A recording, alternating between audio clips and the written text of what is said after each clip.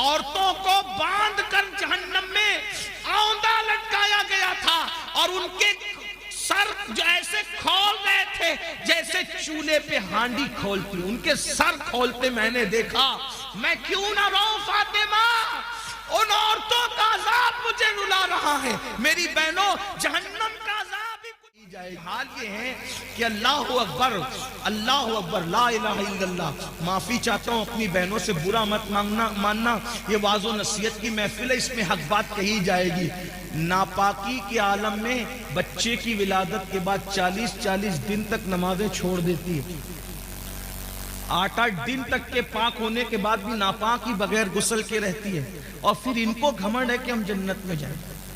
جس کے بستر پہ قرآن نازل ہوتا ہے، ایسی پاکیزہ جس کی تطہیر میں، جس کی پاکیزگی اور جس کی عظمت و عصمت کی شان بیان کرنے کے لیے اللہ نے سورہ نور کی آیتیں نازل فرمائی ہیں، جس کی طہارت اور پاکیزگی اللہ بیان کرے، وہ اللہ اکبر، خدا جس کی پاکیزگی کا اعلان کرے، وہ سیدہ عائشہ صدیقہ رضی اللہ تعالیٰ عنہ رات بھر روئیں مغفرت کی دعا کرتے ہوئے، اور جن کی زندگی میں کوئی نماز ہی نہیں، جنہیں یہ بھی نہیں پتا کہ ظہر اور جمعہ کے مسائل کیا ہیں عورت کے لیے، ان کو گھمنڈ ہے کہ ہم تو جنت میں جائیں گے۔ اللہ کرے تم جنت میں جاؤ، سب جاؤ، بے حساب جاؤ، تمہارے صدقے میں بھی جاؤں، لیکن بڑی معذرت کے ساتھ اتنی سستی نہیں ہے میرے بھائیوں جنت۔ اور میری بہنوں، سیریل دیکھ کر کے وقت گزار رہے ہو، عورتیں باریک اور پتلے لباس پہن چکی ہیں، دوپٹے کو مفلر بنا چکی ہے، عورتوں کو نہیں پتا اللہ کے رسول علیہ السلام ان عورتوں کا عذاب یاد کر کر کے روتے تھے۔ ایک دن سیدہ فاطمہ الزہرا نے پوچھا، بابا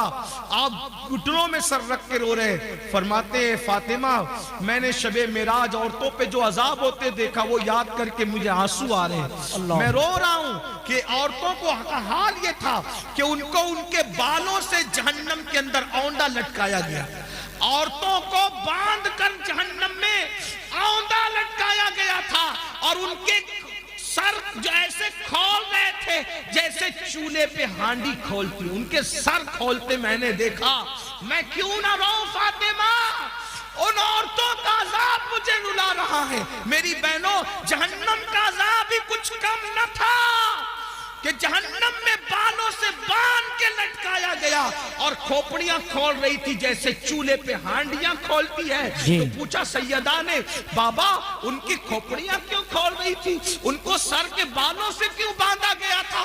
تو آقا فرماتے ہیں، وہ بغیر دوپٹے کے اجنبی مردوں کے سامنے جاتی تھی، سر کھول کر اجنبی مردوں سے کے سامنے جاتی تھی، اس لیے ان کو اس طریقے سے عذاب دیا گیا ہے۔ میری بہنوں، ہے اللہ کے عذاب کو برداشت کرنے کی طاقت۔ اگر بتی کا چٹکا لگ جائے، اللہ اکبر، اگر چائے گرم ایک گھٹ منہ میں ڈال لو زبان جل جاتی ہے تو دن بھر کھانا نہیں اچھا لگتا۔ میری بہنوں بتاؤ، سچے نبی کا فرمان، صادق و مصدوق کا فرمان، رحمت للعالمین کا فرمان، جس نے اپنی مرضی سے کبھی زبان کو جنبش ہی نہیں دی، اگر یوں ہی جہنم میں ڈالا جائے تو بھی کم نہیں ہے۔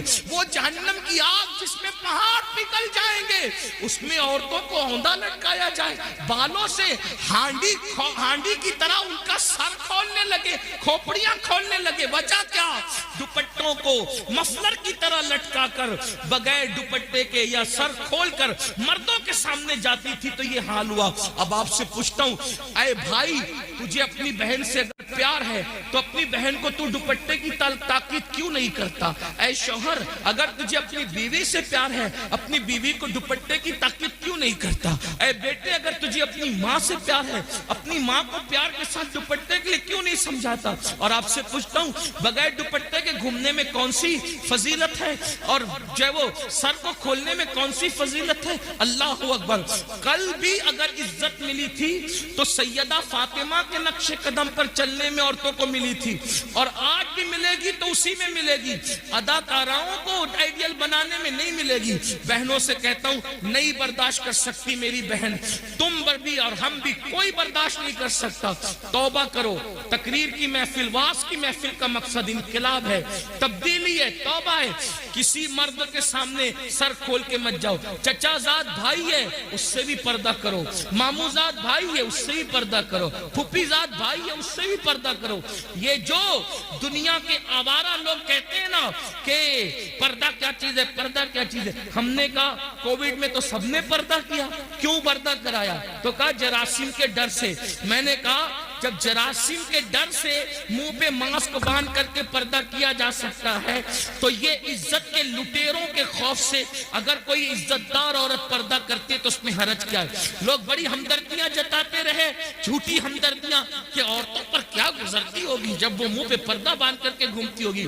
تو ہم کہتے ہیں کووڈ نے تو تمہیں اوقات یاد دلا دی، تو تم پر کیا گزرتی تھی؟ سب مصیبت جھیلی کہ نہیں جھیلی؟